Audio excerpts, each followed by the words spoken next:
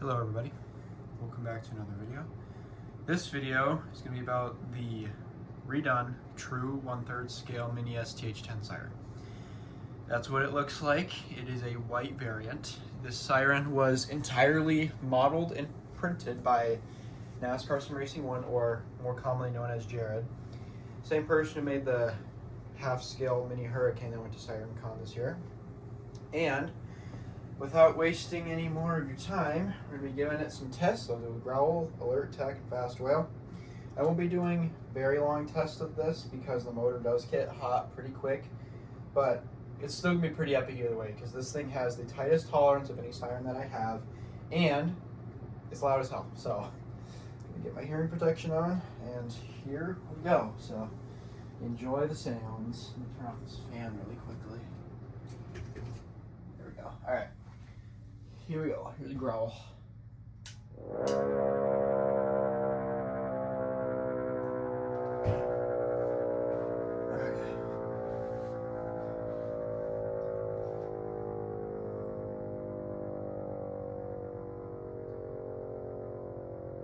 I'm not gonna wait for it to wind down all the way. Here's Alert.